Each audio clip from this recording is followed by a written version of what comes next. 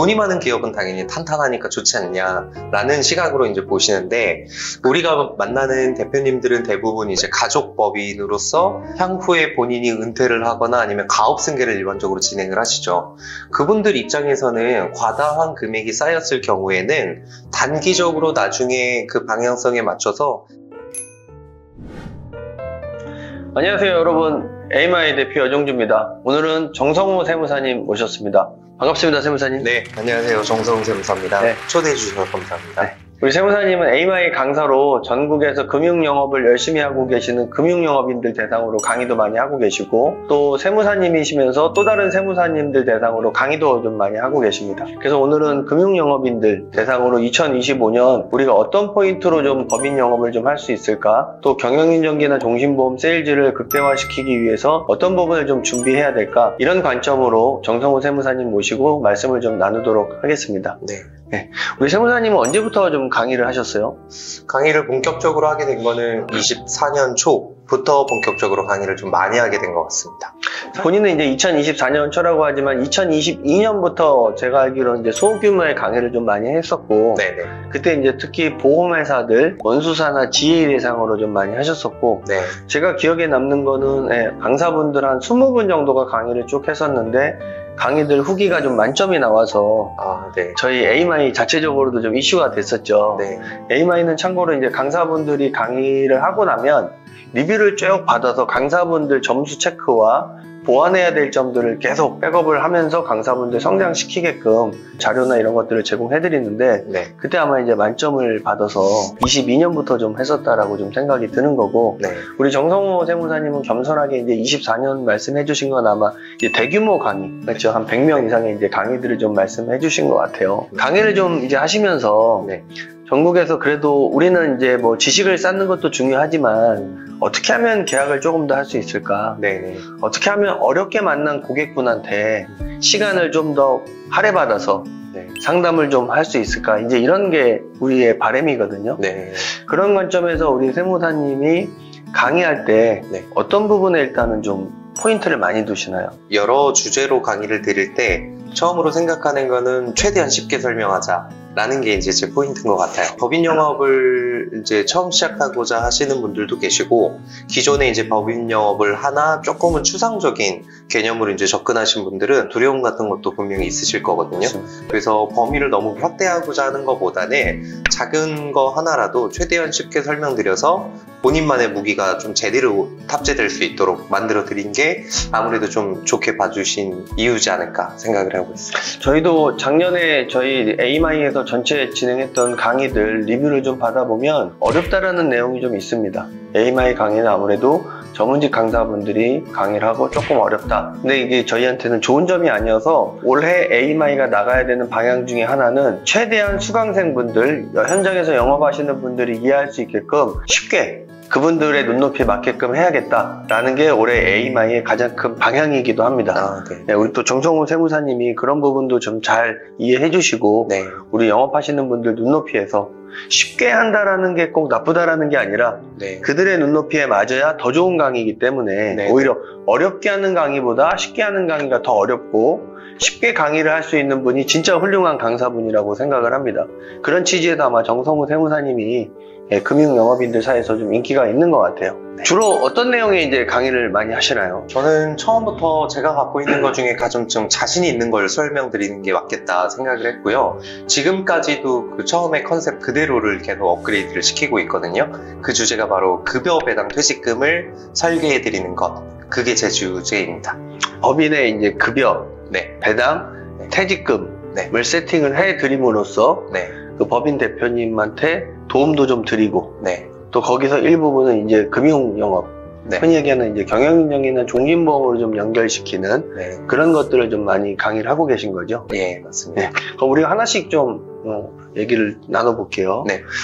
진짜 내가 이런 것들을 좀 배우면 네. 계약을 좀 할 수 있을까요? 아니면 많은 이제 교육기관들이 교육을 빙자해서 너 거래처 갖고 와, 혹은 우리 회사에 입사해, 이런 것들이 많거든요. 근데 AMI는 교육을 통해서 리크루팅을 하진 않습니다. 또 저희는 리크루팅을 하는 조직이 아니기 때문에 철저하게 이제 교육을 진행하는 건 맞는데, 네. 수강생분들이 또 금융영업을 하시는 분들이 우리 정성우 세무사님의 강의를 들으면 진짜 내가 1부터 100까지 진행을 해서 계약을 할 수 있을까? 네. 그런 관점에서는 좀 어때요? 처음부터 제가 갖고 있는 모든 것들을 다 전달을 드린다 라는 게 첫 번째고요. 그거를 정말 들으시는 분께서 처음부터 끝까지 해보셨으면 좋겠다라는 좀 순수한 마음을 갖고 있습니다. 그래서 그런 것들을 소개를 드린 부분이고, 실제 제가 강의를 했던 것들을 보시는 분들은 아마 할 수 있습니다. 그렇기 때문에 충분히 제 도움 없이도 강의를 통해서 본인이 한 번 더 노력을 해서 복습하고 그걸 실무에 적용했다고 하면 충분히 본인의 자력으로도 만들어낼 수 있다고 생각합니다. 우리가 이제 급여 배당 퇴직금이라고 하면, 네. 급여는 말 그대로 매달 이제 월급을 받는 거고, 네. 배당은 이익 나는 법인으로부터 급여 이외에 돈을 받기 위한 방식이 있죠. 네. 그걸 우리가 이제 배당으로 받는 거고, 퇴직금은 뭐 회사에 오랫동안 이제 기여한 부분에 대해서 별도로 저희가 이제 은퇴하는 시점에 받는 돈, 이렇게 이제 세 가지. 그 중에 저희가 퇴직금은 경영인 정기보험을 이제 누적해서 납입을 시켜서 개인 자금화 시키는 것들, 출구 전략을 마련해서 이제 판매하는 것들이 좀 일반적인데, 네.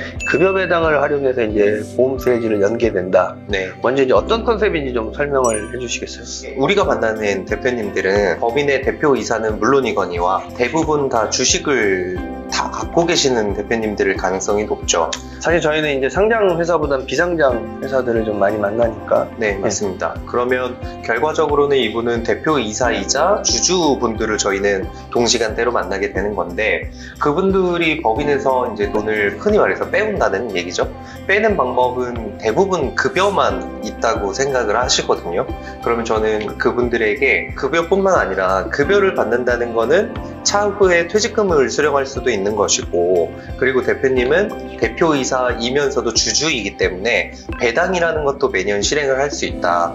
그러면 이렇게 좋은 카드들이 두 개가 남아있는데도 불구하고 우리는 급여밖에 모르기 때문에 급여로만 돈을 빼오다 보니까 불필요하게 세금을 좀 많이 부담하시는 대표님들도 계시고요. 이 불필요하다라는 건 이제 급여를 좀 높게 측정한 데에 대한 세금 부분을 좀 얘기하시는 건가요? 예, 맞습니다. 배당이라는 것도 어찌 보면 1년에 한 번씩 수령을 할 수 있다 보니까 그리 길지 않은 시간에 아웃풋을 할 수 있는 기능이 있잖아요. 근데도 불구하고 이 기능을 모른 채 급여로만 많은 급여를 받다 보니까 말씀드린 대로 조금은 불필요한 과다한 세금을 부담하시는 대표님들이 계시다는 거죠. 먼저 그럼 저희가 이제 급여 얘기를 하면, 네. 급여는 뭐를 기준으로 어떻게 우리가 좀 측정해야지 네. 대표님들한테 좀 이롭나요? 아무래도 이 법인의 이제 이익잉여금이라는 쌓여있는 돈을 기준으로 저는 측정을 드립니다. 그리고 매년 얼마를 버느냐에 따라서 이 잉여금이라는 속도가 또 달라지겠죠. 법인이 한 해에 얼마를 벌었고 이 돈을 급여나 배당 퇴직금으로 내보내지 않으면 결과적으로는 돈이 쌓이게 될 거고, 그거는 이제 이익잉여금이라고 저희가 얘기를 하잖아요. 그 중에서 저희가 이제 미처분 이익잉여금이라는 좀 표현을 쓰죠. 네네네. 아직 뭐 잉여금을 이제 우리가 흔히 얘기해서 처리하지 않았다라고 해서 처분하지 않아서 이제 미처분 이익잉여금인데, 그런 부분들이 쌓이게 되면 네. 회사로서는 내가 그래도 운영할 수 있는 자산들이 좀 있는데 네. 이게 나쁜가? 회사에 더 쌓아놔야 되는 거 아닌가? 그렇게 볼 수도 있는데. 그렇죠. 대부분 사실 대표님들은 그렇게 인지를 하고 계시거든요. 왜냐하면 주식 투자하시는 분들도 어떤 기업을 바라볼 때 돈이 많은 기업은 당연히 탄탄하니까 좋지 않냐라는 시각으로 이제 보시는데, 그거는 이제 투자자를 좀 유입시킨다거나 아니면 우리가 상장을 준비하는 회사에게는 좋은 방향일 수는 있으나, 우리가 만나는 대표님들은 대부분 이제 가족법인으로서 향후에 본인이 은퇴를 하거나 아니면 가업 승계를 일반적으로 진행을 하시죠. 그분들 입장에서는 과다한 금액이 쌓였을 경우에는 단기적으로 나중에 그 방향성에 맞춰서 큰 세부담으로 이어질 수 있다 보니까, 이걸 너무 과다하게 쌓아놨다 한 번에 세금을 크게 부담하는 것보다는 지금 조금 유리한 방법이 있다고 하면 미리미리 빼는 것도 방법이다 라는 거를 저는 말씀을 드립니다. 그럼 대전제는 우리가 이런 것들을 하기 위해서는 기업의 전체 재무 설계를 좀 한번 해야 되겠네요. 왜냐면 대표님을 만나보면 두 가지 유형이 있는데, 뭐하러 내가 급여를 높게 측정해, 소득세 많이 내고 4대 보험 많이 내니까 예. 그래서 나는 급여를 낮게 받아갈 거야, 이런 분도 좀 계시고, 그럼요. 나는 4대 보험 그다음 소득세를 내더라도 연봉을 좀 높게 측정할래. 네. 그래서 급여를 좀 많이 받아갈 거야. 이렇게 두 가지 유형이 나타났는데 네. 각각의 좀 차이점이나 어떤 게 조금 더 옳고 그르다라는 걸 떠나서 장단점, 그 부분에 설명을 좀 한번 해주실래요? 그러니까 첫 번째는 본인이 당장에 돈이 필요 없다고 해서 최선의 급여만 받아가시고, 그리고 뭐 카드는 조금 이거는 관행일 수 있겠으나 법인의 카드를 조금 사용하시면서 그렇게 생활을 영위하시는 분들이 계시죠. 근데 막상 기업을 들여다보니까 매년 버는 금액들도 꽤나 크고 쌓여나가는 이제 금액 자체도 너무 크다 보면 향후에 어떤 선택에 있어서 세금으로 돌아오는지에 대한 계산이 안 되는 대표님들이 계신다. 그게 첫 번째로 나는 은퇴 시점에 이 법인을 청산시키고 남은 금액을 그냥 내가 갖고서 노후 생활을 할 거야 라는 대표님도 계시죠. 그렇게 될 때는 이 법인의 운명은 쌓여있는 돈이 나중에 다 청산이 이루어지면서 현금화가 될 것이고, 그 금액에 맞게 배당으로 이제 그 금액을 한 번에 받아오시거든요. 그러면 이 많은 금액을 한 번에 배당으로 받아오시게 되면 배당 같은 경우는 종합소득세율을 적용받기 때문에 우리가 생각지 못했던 큰 세부담으로 이어질 수 있다. 소위 말해서 그냥 반이 세금일 수 있다는 거죠. 예를 들어서 청산을 하지 않고 나는 내 자녀한테 물려주고 싶어라는 대표님도 계시겠죠. 아마 두 유형으로 많이 분리가 될 텐데, 두 번째 방법 같은 경우는 물론 가업 승계를 진행할 때 우리나라에서 혜택을 주는 것들이 많긴 하지만 그 혜택은 누구나 받지 못할 수도 있거든요. 환경에 따라서 많이 다르기 때문에요. 그거 하나만 믿고 내가 나중에 물려줄 생각만 하다가 정작 혜택을 못 보는 상황이 이뤄지게 되면 이 기업들을 자녀한테 물려주는 거는 좋으나 그때 거의 반에 해당하는 세금이 부담되게 되면 물려받는 입장에서도 이 기업을 물려받는 게 의미가 없어질 수도 있고요. 그리고 물려준다고 한들 많은 부채를 떠안고 이 가업을 이어받다 보니까 자녀들이 힘들어하시죠. 급여와 배당하고 퇴직금이라는 세 가지 카드를 가지고 일단 1인에 대한 분석을 좀 적절하게 비율을 나누는 걸로 하고요. 그럼 이제 그걸 분석하는 토대가 되는 자료가 그렇습니다. 를 보고서 이제 주로 상담을 하시는 거죠. 네, 그럼 이제 우리 금융영업인들이 이걸 하기 위해서는 분석할 수 있는 능력은 있으셔야 되고, 네. 혹시 그게 좀 부족하다라고 하면